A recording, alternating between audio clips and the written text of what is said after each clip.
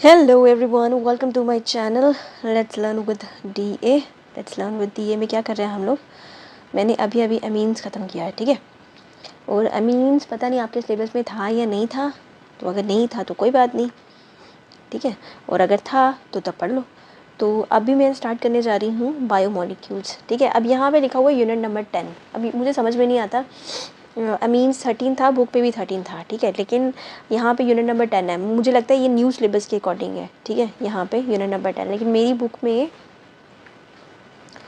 Unit number 14 लिखा हुआ है, ये देखो, है ना। सो वही बात है, आई थिंक आपका सिलेबस न्यू है, न्यू किया है, कम किया होगा आपका सिलेबस। तो चलो कम किया है तो कोई बात नहीं, है ना। मैंने सिलेबस नहीं लाऊंगा, मैं थोड़ी सी आलसी हो गई थी, मैंने सोचा पहले बुक्स पढ़ा लेती हूँ, तो इसीलिए मैंने देखा नहीं। तो कोई बात नहीं, देख लेंगे, फ़िलहाल के लिए आप पढ़ लो। तो मैं स्टार्ट करने जा रही हूँ आपका बायोमोलिक्यूल्स, ठीक है ना। बायोमोलिक्यूल नाम पे थोड़ा फोकस रखते हैं, बायोमोलिक्यूल्स। तो बायोमोलिक्यूल पढ़ाने जा रही हूँ मैं, ठीक है। तो क्या लिखा हुआ है स्टार्टिंग में, मतलब वेरी स्टार्टिंग, ये आपका आ गया। इट इज़ ए क्या है, हार्मोनियस बायोमोलिक्यूल। हार्मोनियस केमिस्ट्री उसमें भी है, बायो और केमिस्ट्री भी रिलेटेड है। बायो केमिस्ट्री सुना, यहाँ पे बायोमोलिक्यूल्स आ गए, ठीक है ना। मॉलिक्यूल्स तो पढ़ लिए केमिस्ट्री में, है ना। कंपाउंड्स पढ़ लिए, मॉलिक्यूल पढ़ लिए, आटम्स पढ़ लिए। अभी हम लोगों ने हार्मोनियस पढ़ रहे हैं, हार्मोन्स से निकला हार्मोनियस। और आगे क्या है, सिंक्रोनाइशियस। सिंक्रोनेशियस, जैसे डीएनए होता है ना, एक दूसरे के साथ सिंक्रोनाइज किया होता है स्ट्रक्चर, ठीक है। तो it is a harmonious and synchronous progress of the chemical reaction in body which led to life, ठीक है। ये एक प्रोग्रेस है, हार्मोनियस शांति से, हार्मोन्स एंड सिंक्रोनाइज एक दूसरे के साथ तालमेल बिठा के जो प्रोग्रेस, मतलब आगे चढ़ना, आगे चलना, progress of the chemical reaction, ठीक है। प्रोग्रेस किसकी, केमिकल रिएक्शन की, किसके अंदर, बॉडी के अंदर, जो कि लाइफ में लीड करती है आपको, ठीक है। In body which leads to life, ठीक है। ओके गाइस, चलो जी।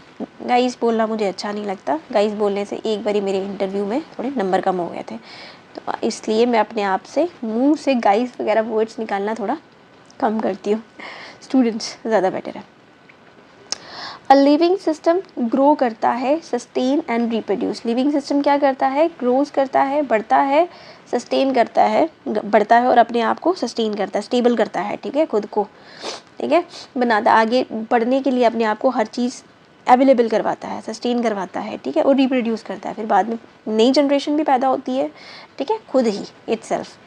ऑब्वियसली अब खुद नहीं होता सब कुछ, आप भी करते ही हो, लेकिन आपको बनाया है ये सब करने के लिए। The most amazing thing about a living system is that it is composed of non-living atom and molecules। तो ये जो most amazing thing है किसकी, about the living system की, living system की जो सबसे amazing thing है is that it composed non-living things। इसमें non-living things भी आते हैं, जैसे atom हो गया और molecule भी आ गया, ठीक है।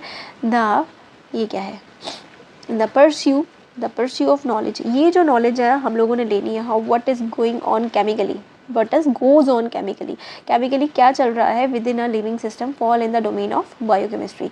तो लाइफ में real versus living versus non living thing, इन दोनों के बीच में क्या केमिकल रिएक्शन चल रही है, ठीक है। लिविंग सिस्टम फॉल्स इन दोनों के डोमेन में फॉल करता है, इन दोनों की ये डोमेन हो गया, तो लिविंग सिस्टम है ना, living thing and non living thing, living and non living जो है वो एक डोमेन के अंदर फॉल करते हैं, एक दूसरे के साथ रिलेटेड होते हैं, है ना, एक दूसरे के साथ ये रिलेटेड होते हैं। तो इससे क्या हो जाता है, ये इस प्रोसेस को, मतलब इस वाली डोमेन को, इस वाली चीज़ को, या फिर इस वाली स्टडी को क्या बोलेंगे हम लोग, बायोकेमिस्ट्री, जो बायो और केमिस्ट्री से मिलके बनती है, ठीक है। लिविंग सिस्टम बायो में क्या होता है, सेल्स एंड स्ट्रक्चर्स, ठीक है ना। और केमिस्ट्री में क्या होता है, आटम एंड मॉलिक्यूल्स, है ना। अब नॉन लिविंग थिंग के लिए हम लोग आटम और मॉलिक्यूल्स का यूज़ करते हैं, है ना, नॉन लिविंग के लिए यूज़ करते हैं, और लिविंग थिंग के लिए हम लोग सेल्स और टिश्यूज़ का यूज़ करते हैं, है ना। लिविंग के लिए हम लोग क्या करते हैं, सेल और टिश्यू का यूज़ करते हैं, है ना।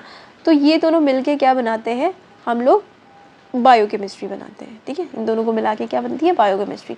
Living system are made up of various complex bio molecules. यहाँ पे लिविंग सिस्टम जो है हमारी बॉडी के पार्ट्स हो गए, बोन हो गई, ब्लड हो गया, ये किससे बनता है? Are made up of various complex biomolecules, जैसे कि आपके कार्बोहाइड्रेट हो गया, प्रोटीन हो गया, न्यूक्लिक एसिड हो गया, लिपिड्स हो गया, एक्स्ट्रा हो गया, प्रोटीन हो गया, कार्बोहाइड्रेट्स हो गया, ये सब चीज़ें किस में आती हैं? इनके भी तो कोई ना कोई स्ट्रक्चर रहेंगे, है ना। इसके कार्बोहाइड्रेट का, प्रोटीन का, न्यूक्लिक एसिड का, लिपिड का, प्रोटीन का, इसका कार्बोहाइड्रेट का, इन सब का कोई ना स्ट्रक्चर रहा होगा। यही सब पढ़ना है हम लोगों ने, ठीक है ना। Are essential constituent of our food, ये हमारे एसेंशियल कॉन्स्टिट्यूएंट है हमारे फूड के। एंड दीज बायोमोलिक्यूल्स क्या करते हैं? इंटरेक्ट करते हैं एक दूसरे के साथ एंड कॉन्स्टिट्यूट करते हैं मॉलिक्यूलर लॉजिक ऑफ लाइफ, ठीक है। ये दीज बायोमोलिक्यूल्स इंटरेक्ट करते हैं एक दूसरे के साथ एंड कॉन्स्टिट्यूट करते हैं the molecular logic of the life process, है ना। In addition some simple molecule like जैसे विटामिन हो गया और मिनरल सॉल्ट्स हो गए also play an important role in the function of the organism, ठीक है। तो इन एडिशन अगर हम लोग इसके अलावा देखें, सम सिंपल मॉलिक्यूल्स लाइक जैसे विटामिन हो गया, मिनरल सॉल्ट्स हो गया, also play an important role in the function of organism, ठीक है ना। तो अब हम लोग पढ़ेंगे structure and function of these, some of these biomolecules are discuss in the unit. तो हम लोग इस यूनिट में स्पेशली हम लोग पढ़ने वाले हैं structures and function of these biomolecules इस यूनिट के अंदर। यहाँ पे क्या लिखा हुआ है? यहाँ पे लिखा हुआ है क्या क्या पढ़ने वाले हो आप। तो ऑब्जेक्टिव्स क्या है हमारे, ठीक है। You will study in the unit, जैसे explain the characteristics of the biomolecule of कौन सा कार्बोहाइड्रेट, प्रोटीन और न्यूक्लिक एसिड, हार्मोन्स हो गए। उसके बाद हम लोगों ने क्लासीफाई करना है आपके कार्बोहाइड्रेट, प्रोटीन, न्यूक्लिक एसिड और विटामिन। ये चार चीज़ें क्लासीफाई भी करनी है, कैरेक्टरिस्टिक्स भी बताने हैं और डिफरेंस बताना है डीएनए और आरएनए में। And describe the role of the biomolecule in the biosystem, ठीक है ना। Describe the role of the biomolecules in the biosystem, ये पढ़ना हमने। तो चलो फिर पढ़ते हैं। कार्बोहाइड्रेट क्या रहता है? सबसे पहला टॉपिक आ गया आपका कार्बोहाइड्रेट, ठीक है ना। तो कार्बोहाइड्रेट कितना है?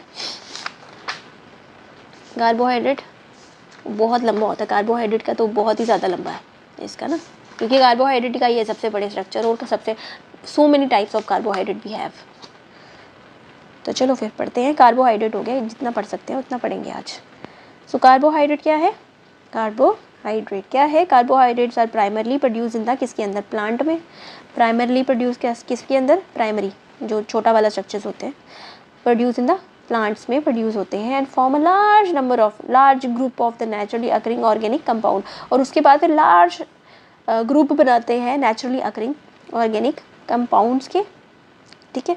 Some common example of carbohydrates, ये जो कुछ एग्जाम्पल्स होती है कार्बोहाइड्रेट की, जैसे कि हो गया केन शुगर, केन शुगर एक ही है, ठीक है। अब थोड़ा सा साइंटिफिक नेम है, केन को पहले लगा दिया उन्होंने तो शुगर बाद में लगा दी, ठीक है। केन शुगर होगी, ग्लूकोज हो गया, स्टार्च हो गया, ये आपकी क्या है? नेचुरली अकरिंग ऑर्गेनिक कंपाउंड है, लार्ज ग्रुप, ठीक है ना। Large group of naturally occurring organic compound है ये, ठीक है।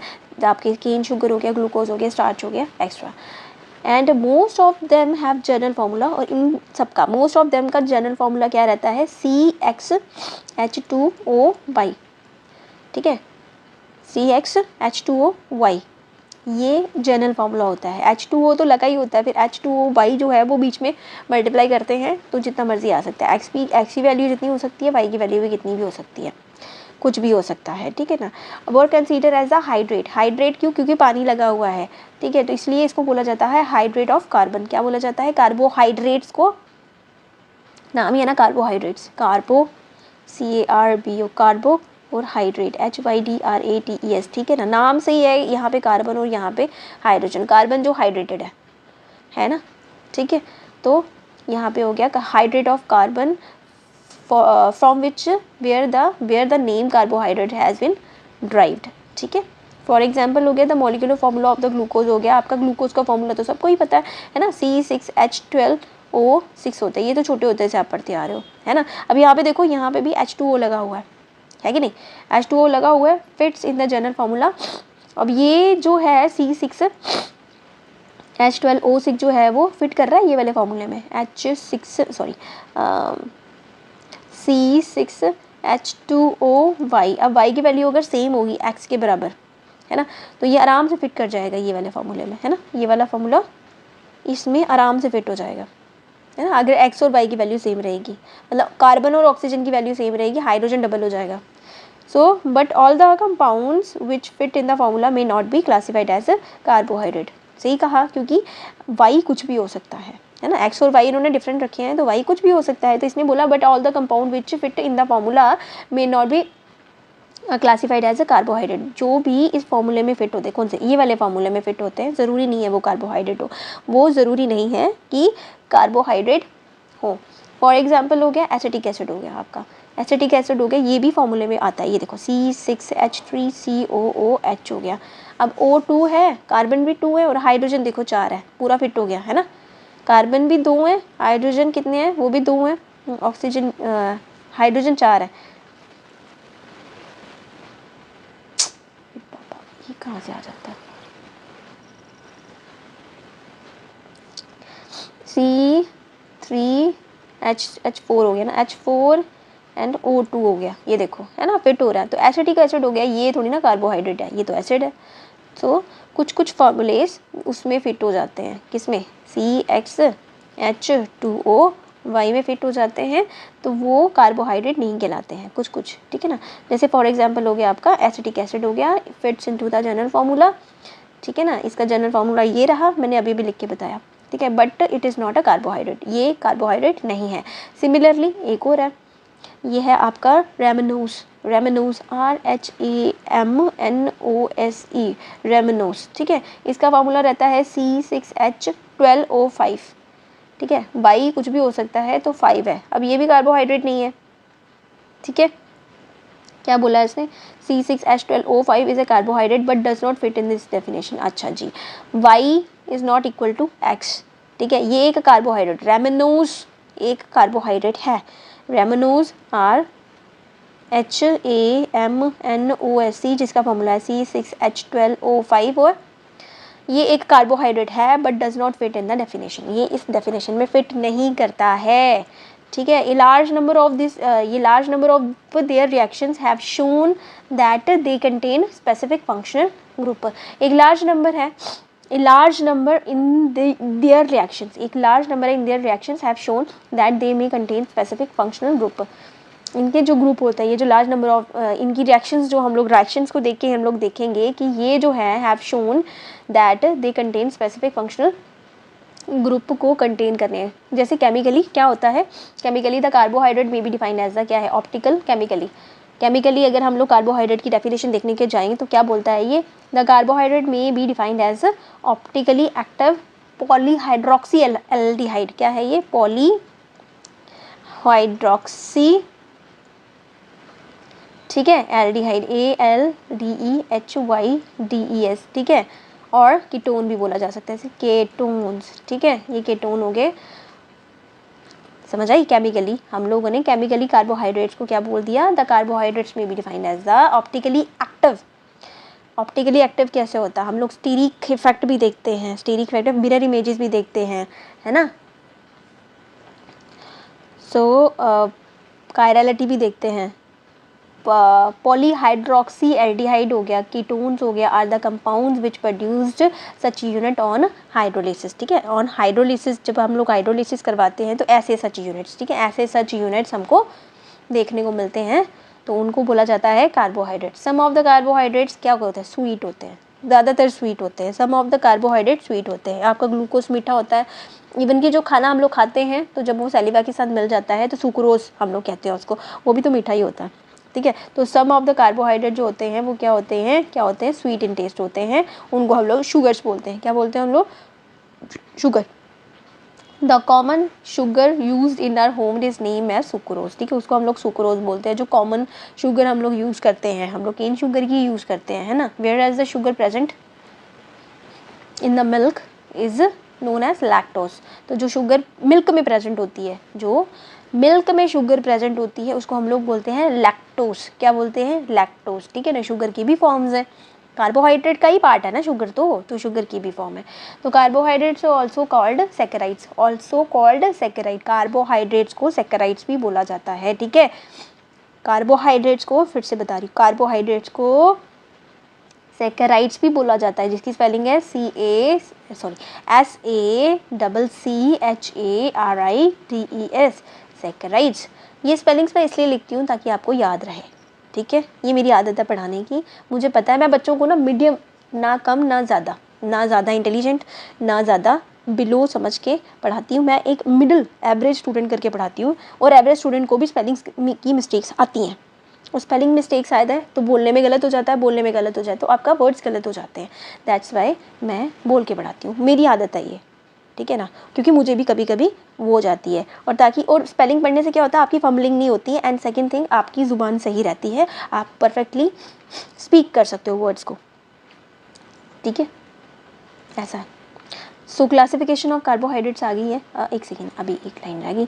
ग्रीक में इस सैकराइड का वर्ड, ये जो वर्ड निकला है सैकराइड, ग्रीक वर्ड है SAKCHARON, सेक कैरोन, चेरोन, क्रोन, आई डोंट नो, सेक चेरोन, हम लोग चेरोन बोल जाते हैं, यहाँ कैरोन बोलेंगे तो सैकरोन बन जाएगा, सैकराइड, ठीक है, सैकरोन बोलते हैं, करोन, च नहीं बोलेंगे, क बोलेंगे, ठीक है, सेक कैरोन, जिसका मतलब है ग्रीक वर्ड्स में शुगर, ठीक है, कार्बोहाइड्रेट को सैकराइड्स बोला गया, सैकराइड की के की जगह CH लगा दिया इन्होंने, ठीक है ना, सी की जगह यहाँ पे के लगाया हुआ है, के की जगह यहाँ पे सी लगा दिया हुआ है, सैकराइड, सैकरोन, ठीक है, saccharides, saccharon, saccharon means sugar in Greek language, Greek, ठीक है। तो आगे आपका carbohydrate are classified on the basis of their behaviour on hydrolysis. Carbohydrate को हम लोग कार्बोहाइड्रेट क्यों बोलते हैं, क्योंकि उसका बिहेवियर पानी के अंदर, मतलब हाइड्रोलिसिस के अंदर क्या हो जाता है, उसके बिहेवियर के अंदर, ठीक है। Carbohydrate are classified on the basis, carbohydrate को हम लोगों ने क्लासीफाई किया, टाइप्स दी ना, क्लासीफाई किया, ये उस ग्रुप में, ये उस ग्रुप में, ठीक है, classification the on the basis of कि पानी में जाके ये किस तरह से रिएक्ट करता है उसके हिसाब से, ठीक है, on basis of on the behaviour of hydrolysis they have been broadly divided into following 3 groups. तो इसको 3 ग्रुप्स में डिवाइड कर दिया गया है, क्लासिफिकेशन ऑफ कार्बोहाइड्रेट, ठीक है, इसको 3 ग्रुप में डिवाइड कर दिया हम लोगों ने। सो आपका सबसे पहला है, अभी है सबसे पहला ग्रुप आ जाता है आपका मोनोसैकेराइड्स, आपका आ जाता है मोनोसैकेराइड्स, क्या है आपका पहला, monosaccharides, a carbohydrate that can not be hydrolyse further, ठीक है, ऐसा कार्बोहाइड्रेट जो कि can not be furtherly hydrolyse होगा, दोबारा फर्दर हाइड्रोलाइज नहीं होगा, एक carbohydrate that can not be hydrolyse further, उसको फर्दर हाइड्रोलाइज नहीं किया जा सकता है, to give simpler unit of the polyhydroxy aldehyde, ठीक है, पढ़ा था ना हम लोगों ने अभी पहले, ठीक है, ऐसा कार्बोहाइड्रेट जिसको हम लोग फर्दर हाइड्रोलाइज नहीं कर सकते, ठीक है, टू गिव सिंपलर यूनिट देने के लिए, कौन सा वाला, पॉलीहाइड्रोक्सी एल्डिहाइड या फिर केटोन, उसको बोला जाता है, उसको कॉल्ड मोनोसैकेराइड, उसको बोला जाता है मोनो मतलब एक छोटा होगा ना, तो फर्दर कहाँ हाइड्रोलाइज होगा, ठीक है। सो इसमें क्या रहते हैं 20 मोनोसैकेराइड्स नोन एज, हमारे मोनोसैकेराइड्स कम से कम भी 20 सैकेराइड्स ऐसे हैं जो मोनोसैकेराइड्स की कैटेगरी में आते हैं, कॉमनली यूज होते हैं, ठीक है। About 20 monosaccharides are known to occur in nature, some common examples are glucose हो गया, फ्रक्टोज हो गया, राइबोज हो गया, क्या क्या आ गया, ग्लूकोज, फ्रक्टोज, राइबोज, ग्लूकोज, ठीक है, fructose and ribose, RIBOSE, ribose, ठीक है, राइबोज, ठीक है। नेक्स्ट पार्ट है आपका ओलिगोसैकेराइड्स, क्या नाम है इसका, ओलिगोसैकेराइड्स, क्या नाम है इसका, ओलिगोसैकेराइड्स, ठीक है, ओलिगोसैकेराइड्स। ओलिगोसैकेराइड्स हो गया carbohydrates that yield to 10 monosaccharides, monosaccharides जो थे वो 20 नेचर में दिखने को मिले हैं हमको।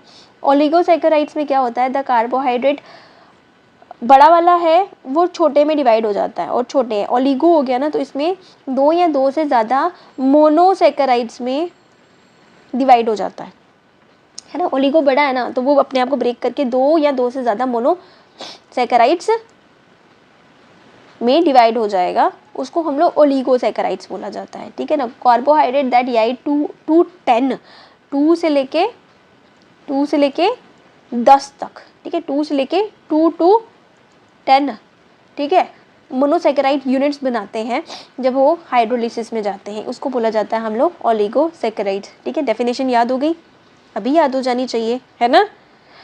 सो they are further classified as, उसको फर्दर भी क्लासिफाइड किया जाता है हम लोगों को डिससैकेराइड्स, डाइसैकेराइड्स, उसको फर्दर क्लासिफाई किया जाता है। इसको ओलिगो है ना, तो ओलिगो में जैसे अगर एक बड़ा ओलिगो है वो उसके 2 मोनोसैकेराइड्स बने, फिर एक ऐसा है जिसमें 3 बने, फिर एक ऐसा है जिसमें 4 बने, है ना, एक्स्ट्रा। उसके नाम पे डिपेंडेंट होता है, जितने मोनोसैकेराइड्स पे बनाएगा उस हिसाब से उसका नाम दे देंगे। तो ओलिगो में आ जाते हैं हमारे कौन कौन सा, डाइसैकेराइड जिसमें 2 मोनोसैकेराइड्स बनते हैं, ट्राइसैकेराइड जिसमें 3 बन जाते हैं, टेट्रा मतलब 4 मोनोग्रुप देता है ये फर्दर हाइड्रोलिसिस के बाद, depending upon the number of the monosaccharides, है ना, they provide on hydrolysis. Hydrolysis के पास कितने मोनोसैकेराइड्स को प्रोवाइड करा उस हिसाब से।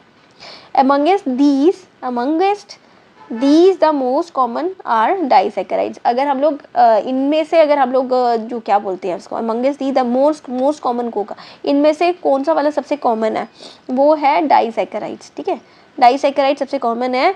The 2 monosaccharide unit obtained on the hydrolysis of a disaccharide may be same और different, सेम भी हो, अच्छा जो मोनोसैकेराइड्स मिले हैं वो सेम भी हो सकते हैं और डिफरेंट भी हो सकते हैं। ठीक है, फॉर एग्जाम्पल हो गया 1 मॉलिक्यूल ऑफ सुक्रोज, सुक्रोज बड़ा वाला सुक्रोज है, ग्लूकोज का ही फॉर्मूला होता है, सेम ही फॉर्मूला होता है उसका ग्लूकोज का।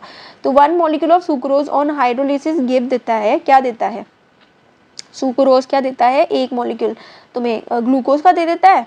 ठीक है, सुक्रोज SUCOROSC, जब वो ब्रेक हो जाता है ना, ROSE, जब वो ब्रेक हो जाता है तो एक देता है ग्लूकोज, ठीक है, दूसरा दे देता है ये माल्टोस, क्या देता है, माल्टोस दे देता है। ठीक है, ओके, हाँ, एक देता है ग्लूकोज, एक देता है माल्टोस, सुक्रोज देता है। ठीक है ना, give 2 molecules of only glucose whereas maltose, अच्छा ठीक, एक सेकंड रुको। फॉर एग्जाम्पल हो गया 1 molecule of sucrose on hydrolysis give 1 molecule of glucose and other fructose. अच्छा ठीक है, सॉरी, हाँ ठीक, मैंने क्या लिखा था, ठीक लिखा था ना, सुक्रोज देता है हमें ग्लूकोज और fructose, GLUCOSE, glucose and fructose, FRUCTOSE। ठीक है, लेकिन माल्टोज हमें 2 ग्लूकोज देता है, माल्टोज भी एक बड़ा डाइसैकेराइड है, वो हमें 2 ग्लूकोज देता है। ठीक है, ये हमें 2 ग्लूकोज देता है, माल्टोज हमें 2 ग्लूकोज देता है। ठीक है, सुक्रोज हमें 1 ग्लूकोज और 1 फ्रैक्टोज देता है, माल्टोज हमें 2 ग्लूकोज देता है, ग्लूकोज GG लिख रही हूँ मैं। ठीक है, नेक्स्ट है आपका polysaccharides. Next third part, 3 categories थी ना, तो ये तीसरी वाली है, तीसरी वाली है आपकी पॉलीसैकेराइड्स। तो पॉलीसैकेराइड क्या कहते हैं, carbohydrate which yield a large number of monosaccharides. ऐसे कार्बोहाइड्रेट, पॉली हो गया ना, पॉली मतलब बहुत सारे, है ना, पॉलीमर्स, पॉलीथीन, है ना, बहुत सारे ग्रुप्स मिला के एक बड़ा सा स्ट्रक्चर बनाते हैं। ठीक है, तो polysaccharides carbohydrate which yield a large number of monosaccharide unit on hydrolysis. ठीक है, carbohydrate which yield a large number of monosaccharides unit on hydrolysis is called polysaccharide, उसको बोला जाता है polysaccharide. Some common examples are, क्या होता है, starch हो गया, सेलुलोज हो गया, ग्लाइकोजन्स हो गया, गम हो गया, एक्स्ट्रा हो गया। ठीक है ना, some common examples are starch हो गया, सेलुलोज हो गया, ग्लाइकोजन हो गया, गम्स हो गया, एक्स्ट्रा हो गया। Polysaccharides are not sweet in taste, ये स्वीट नहीं होते टेस्ट में। ठीक है, hence they are also called non sugars. ठीक है, उनको क्या बोला जाता है, नॉन शुगर भी बोला जाता है। उसके बाद the carbohydrate may also be classified as either, ठीक है, कार्बोहाइड्रेट में ऑल्सो क्लासिफाइड एज आइदर क्या है, रिड्यूसिंग और non reducing sugar, all those carbohydrate. अच्छा, कार्बोहाइड्रेट्स को क्या बोला जाता है, आपको पॉली ये समझ आ गया, आपको क्लियर हो गया, एक बार फिर से बोलूँ, पॉलीसैकेराइड्स कार्बोहाइड्रेट में याइड लार्ज नंबर ऑफ, जिसमें बहुत सारे large number of monosaccharide unit होते हैं हाइड्रोलिसिस के टाइम पे, उसको पॉली बोलते हैं। ठीक है, पॉलीसैकेराइड्स बोलते हैं। पर सम एग्जांपल है उसकी, बड़ी बड़ी पॉलीसैकेराइड्स की एग्जांपल होगी आपकी स्टार्च होगी, सेलुलोज हो गई, ग्लाइकोजन्स हो गई, गम हो गई, 4 दिए हैं और भी होंगी। ठीक है, starch, cellulose, glycogen, gums, extra. Polysaccharides are not, ये स्वीट नहीं होते टेस्ट में, and hence also called non sugar, इसलिए इनको क्या बोला जाता है, नॉन शुगर्स। ठीक है, नॉन शुगर भी बोला जाता है इसको। आगे चलेंगे, द कार्बोहाइड्रेट में ऑल्सो भी क्लासीफाइड है, ये जो कार्बोहाइड्रेट है मे ऑल्सो भी क्लासीफाइड एज राइदर रिड्यूसिंग और नॉन रिड्यूसिंग शुगर। कार्बोहाइड्रेट्स को हम लोग दूसरी तरह से भी इसको क्या कर सकते हैं, इसको क्लासीफाई कर सकते हैं। एक को बोल सकते हैं रिड्यूसिंग शुगर, एक दूसरे को बोल सकते हैं नॉन रिड्यूसिंग शुगर, है ना। अब नॉन शुगर और शुगर जिसमें स्वीट टेस्ट आ गया वो शुगर हो गए, जिसमें स्वीट टेस्ट नहीं आया वो नॉन शुगर्स हो गए, ठीक है। तो all those carbohydrate which reduced, ठीक है, विच रिड्यूस किस में, फैलिंग सोल्यूशन में या टॉलन रीजन में। हम लोगों ने किया था ना ऊपर टॉलन रीजन और फीलिंग सोल्यूशन किया था ना हम लोगों ने पिछले चैप्टर में किया था, एल्डिहाइड कीटोन्स में किया था हम लोगों ने, हाँ। तो उनको बोला जाता है are referred as reducing sugars, ठीक है ना। All those carbohydrate which reduce Fehling solution, जो रिड्यूस करता है फेलिंग सोल्यूशन और टॉलन रीजन रिड्यूस करता है, आर रेफर टू एज, क्या बोलते हैं उसको, reducing sugar. All monosaccharides whether aldose हो गया, कीटोज हो गया है, आर रिड्यूसिंग शुगर। ये क्या है, रिड्यूसिंग शुगर, ठीक है। क्या है ये, रिड्यूसिंग शुगर। सो हम लोग फर्स्ट वाला आज एक पार्ट कर लेते हैं, एक पार्ट को एक्सप्लेन कर लेते हैं, पूरा नहीं हो पाएगा फिर भी। मोनोसैकेराइड्स को एक्सप्लेन करने लगे। मोनोसैकेराइड्स में बहुत सारे स्ट्रक्चर्स हैं, ग्लूकोज, क्योंकि स्ट्रक्चर्स भी पढ़ने हैं ना। फ्रैक्टोज हो गया, चलो देखते हैं ग्लूकोज हो सकता है पूरा या नहीं हो सकता, ठीक है।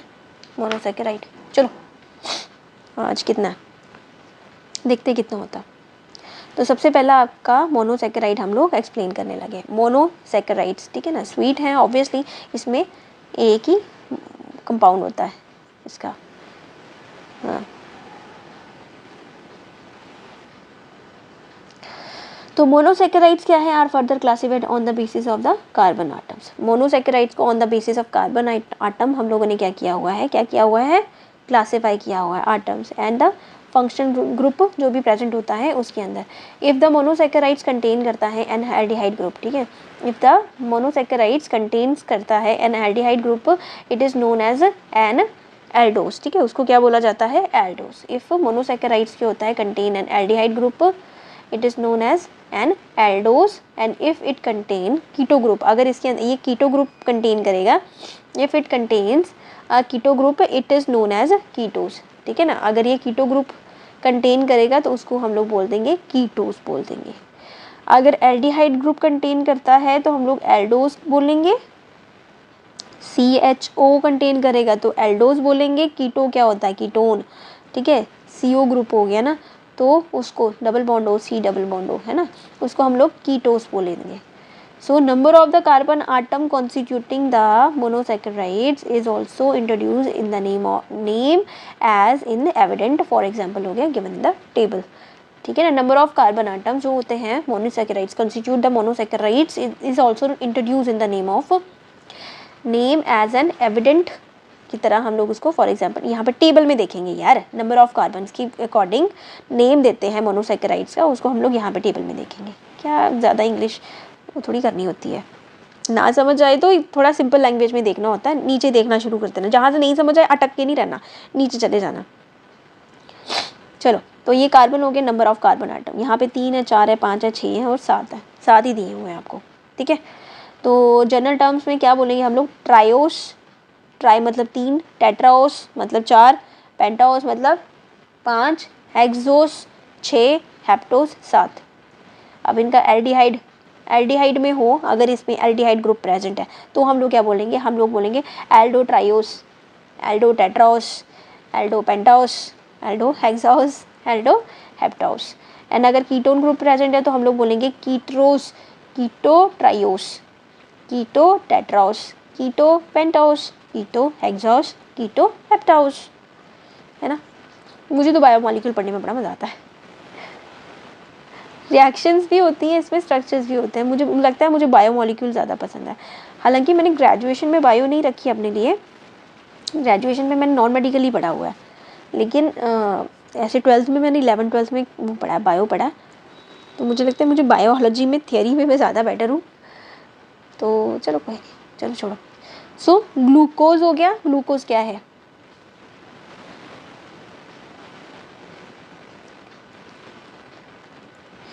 ग्लूकोज अकर करता है फ्रीली इन नेचर, ठीक है। ग्लूकोज क्या है, occur in the freely in the nature as well as in the combined state. Glucose जो है अकर करता है, एक तो फ्रीली भी करता है और ऊपर से कंबाइंड स्टेट में भी फॉर्म करता है। It is present in the sweet fruits and honey. Sweet fruits और हनी में ये प्रेजेंट होता है। राइप, जो पके हुए ग्रेप्स होते हैं, अंगूर होते हैं, also contain glucose in the large amount of glucose होता है उसमें। It is present as in follows. अब हम लोग अलग अलग कंपाउंड में, अलग अलग ऑर्गेनिक मॉलिक्यूल्स खाने वाली चीज़ों में, ठीक है, ग्लूकोज प्रेजेंट होता है, उसके बारे में हम लोग बात करेंगे, ठीक है।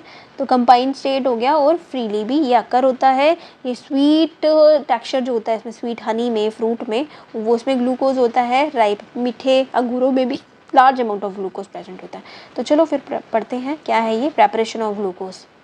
हम लोग ग्लूकोज की अभी प्रेपरेशन पढ़ेंगे। क्या पढ़ेंगे? Preparation of glucose. क्या पढ़ेंगे? प्रेपरेशन ऑफ ग्लूकोज, ठीक है। तो आपका आ गया है सबसे पहले प्रेपरेशन, सबसे पहले आपकी सुक्रोज की प्रेपरेशन आ गई। From sucrose, from sucrose cane sugar, from sucrose cane sugar, sucrose cane sugar, sugar cane में क्या होती है? सुक्रोज प्रेजेंट होती है, तो वहाँ से हम लोगों ने ग्लूकोज की प्रेपरेशन करवानी है। ग्लूकोज, इफ़ सुक्रोज अगर बॉयल करेंगे, इफ़ सुक्रोज को क्या करेंगे? Is boiled with dilute HCl। अगर हम लोग सुक्रोज को बॉयल करेंगे विद डिल्यूट HCl के साथ, और किसके साथ? सल्फ्यूरिक एसिड के साथ, ठीक है। डिल्यूट, दोनों के दोनों डिल्यूट ही लेने हैं, HCl और डिल्यूट H2SO4 के साथ सुक्रोज को बॉईल करना है, ठीक है, इन अल्कोहलिक सोल्यूशन में। तो glucose fructose in alcoholic solution, glucose और fructose are obtained in equal amount. तो इसमें क्या हो जाता है? ग्लूकोज और फ्रैक्टोज जो होते हैं वो ऑब्टेन हो जाते हैं इक्वल अमाउंट में। यहाँ पे देखो, ठीक है, ये आपका आ गया सुक्रोज का ग्रुप। सुक्रोज का फॉर्मूला होता है C12H22O11। आ रहा है ना वो वाले फार्मूला जो था हमारा CxH2OY फार्मूले में मैच हो रहा है ना, ठीक है ना। तो ये आपका आ गया, क्या नाम है इसका? ग्लूकोज। ग्लूकोज में हम लोगों ने हाइड्रेशन कराई, डाल दिया पानी, ठीक है। अब पानी के बाद हम लोगों ने उसको एसिडिक करवाया। एसिडिक करवाने का क्या मतलब होता है? हमें उसका आयन चाहिए, H पॉजिटिव आयन। आयन हम लोग उसी को रिप्रेजेंट करते हैं ना, हम लोग जब डिल्यूट एसिड प्रोवाइड करवाते हैं इसको। फिर क्या हुआ? ये H पॉजिटिव आयन क्या हुआ? इसके साथ ऑक्सीजन के साथ चला गया, नहीं ऑक्सीजन नहीं, हाइड्रोजन के साथ, चलो ठीक है देखते हैं।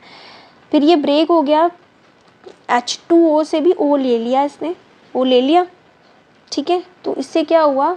हाइड्रोजन 2 हाइड्रोजन भी चले गए इसके साथ, हाइड्रोलिसिस करवाई, ठीक है। तो इसी से क्या हम लोगों को ग्लूकोज और फ्रैक्टोज मिल गया। ग्लूकोज और फ्रैक्टोज के दोनों के फॉर्मूले सेम होते हैं, ठीक है। C6H12O6 ये सेम होते हैं फॉर्मूलेस, ठीक है। तो ग्लूकोज हो गया और फ्रैक्टोज हो गया। किससे? सुक्रोज से हमें क्या मिला? हाइड्रेशन करके उसको साथ में उसमें डिल्यूट एसिड डाल के, ये एसिड का आयन है, रिप्रेजेंट कर रहा है, उसमें हमको ग्लूकोज और फ्रैक्टोज मिला। दूसरा है फ्रॉम स्टार्च। फ्रॉम स्टार्च से क्या हुआ? कमर्शियली ग्लूकोज की is obtained by hydrolysis of starch by boiling it with dilute H2SO4। उसमें थोड़ा सा एसिड डालना पड़ता है डिल्यूट क्वांटिटी में, और उसमें अंडर प्रेशर देना पड़ता है 393 केल्विन अंडर प्रेशर, एट इतने केल्विन पे अंडर प्रेशर के अंदर इसको काम कराना पड़ता है, इसकी रिएक्शन करानी पड़ती है। तो ये आपका आ गया, क्या आ गया आपका? स्टार्च, ठीक है। स्टार्च या फिर सेलुलोज भी कह सकते हो इसको, ठीक है। स्टार्च का फॉर्मूला क्या होता है? C6H10O5 n times. n times मतलब जितने मर्जी बड़ा हो सकता है ये स्टार्च सोल्यूशन, जितना मर्जी डाल सकते हो। साथ में हम लोगों ने उतना ही पानी डाल दिया, n टाइम्स वाटर डाल दिया, ठीक है। फिर एसिडिटी करवाई हम लोगों ने, यहाँ पे डिल्यूट एसिड दिया इसमें, और प्रेशर दिया हम लोगों ने 393 केल्विन टेम्परेचर एंड 2 से लेके 3 एटमॉस्फेरिक प्रेशर, ठीक है। ये आपका 2 से लेके 3 तक एटमॉस्फेरिक प्रेशर दिया, हमको मिला एन ग्लूकोज। मतलब जितना क्वांटिटी में हमारे पास सुक्रोज था, ये हमें स्टार्च था, वो हमारे पास उतनी ही क्वांटिटी में हम लोगों ने ग्लूकोज भी निकाल लिया, ठीक है। समझ आई? तो हम लोगों ने ग्लूकोज 2 तरीके से बनाया, फ्रॉम स्टार्च और फ्रॉम ये क्या नाम है इसका? सुक्रोज, ठीक है। अब स्ट्रक्चर क्या है ग्लूकोज का? स्ट्रक्चर कितना बड़ा टॉपिक ग्लूकोज का? काफ़ी बड़ा है। कितना टाइम हुआ? 34। स्ट्रक्चर ऑफ ग्लूकोज, ये स्ट्रक्चर वाला टॉपिक भी काफ़ी बड़ा है इसका। चलो स्ट्रक्चर पढ़ाने की कोशिश करती हूँ इसको आप अभी के अभी। स्ट्रक्चर ऑफ ग्लूकोज आ गया इसका, ठीक है। स्ट्रक्चर ऑफ ग्लूकोज हो गया। स्ट्रक्चर ऑफ ग्लूकोज कुछ इस प्रकार से है, यहाँ पे देखो हमारा फॉर्मूला है C6H12O6 फॉर्मूला है ना।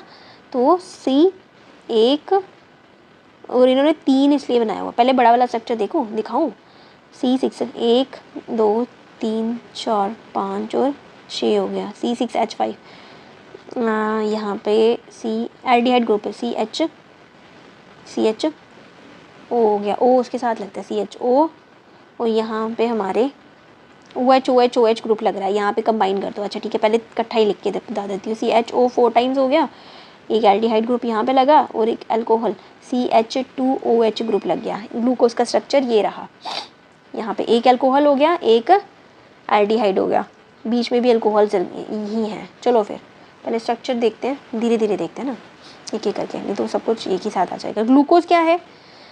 Is an एल्डोहेक्सोस। ग्लूकोज क्या है? एक एल्डोहेक्सोस। एल्डो मतलब एल्डिहाइड, हेक्सोस मतलब हेक्सेन। 6 है ना, 6 है ना, C6 है ना, अरे बाबा C6 है ना, है ना। तो एल्डो भी है, एल्डिहाइड मतलब CHO ग्रुप लग रहा है, एल्डिहाइड ग्रुप लग रहा है और साथ में हेक्सेन है, मतलब 6 कार्बन है, ठीक है। एल्डोहेक्सोस है, इसको हम लोग क्या बोलते हैं? डेक्सट्रोज भी बोला जाता है।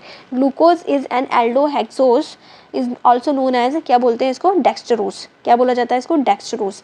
इट इज़ द मोनोमर, ये एक मोनोमर है of many of the large carbohydrates. ये एक मोनोमर है of many of the large carbohydrates का, नेमली स्टार्च, सेलुलोज, ठीक है।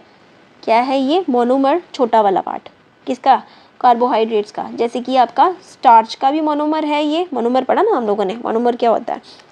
जो ओलिगो पॉलीमर्स होते हैं, ओलिगोमर्स होते हैं, उनको ब्रेक करके मोनोमर्स निकलते हैं। तो ये मोनोमर किसका है? कार्बोहाइड्रेट का भी है, किसका? स्टार्च और सेलुलोज का, ठीक है, जो पॉलीसैकेराइड्स हैं उनका।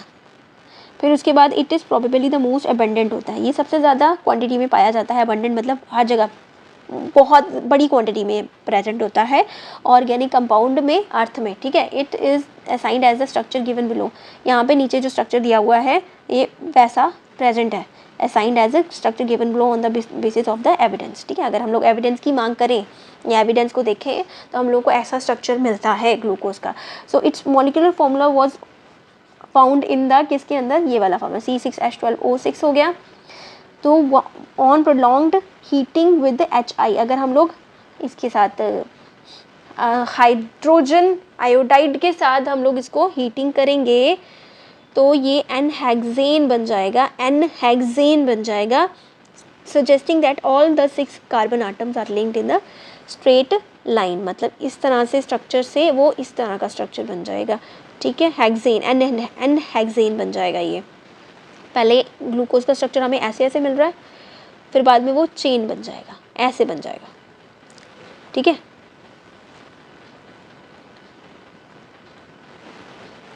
बाकी हम लोग कल करेंगे अच्छे से, स्ट्रक्चर्स कल पढ़ेंगे, ठीक है। स्ट्रक्चर मैं आपको कल पढ़ाती हूँ अच्छे से, आज इतना ही करते हैं। साइक्लिक स्ट्रक्चर ग्लूकोज कल, फिर अगर हम लोग स्ट्रक्चर ख़त्म कर सकेंगे तो अच्छी बात है, फिर मैं फ्रक्टोज भी पढ़ा दूँगी आपको, ठीक है। कल करेंगे, बाकी आज के लिए इतना काफ़ी है, मैं भी थक गई। सो कल हम लोग स्ट्रक्चर फिर से पढ़ेंगे, मैं आपको फिर से पढ़ा दूँगी, स्टार्टिंग से ही पढ़ा दूँगी। स्ट्रक्चर ऑफ ग्लूकोज हम कल करेंगे, स्ट्रक्चर ऑफ ग्लूकोज हम कल करेंगे। तो अभी के लिए मैं इतना ही रखती हूँ। तो आपको पता है आपने क्या करना है, don't go without like, share, subscribe and comment if you understand the things, ठीक है। आपकी मोटिवेशन के लिए, मेरी मोटिवेशन के लिए ज़रूरी होता है आपका कमेंट करना, ठीक है। सो मिलते हैं दोबारा, see you, tata, bye bye, sayonara. And second, मेरा फनजिला आर्ट्स चैनल है, जो मेरा ब्लॉग्स और आर्ट का चैनल है, तो उसको भी आप सब्सक्राइब कर लो, ठीक है ना। सो रिक्वेस्ट कर रही हूँ, दाड़ा नहीं दे रही, ठीक है। तो मिलते हैं दोबारा, bye bye, see you, tata, sayonara, bye.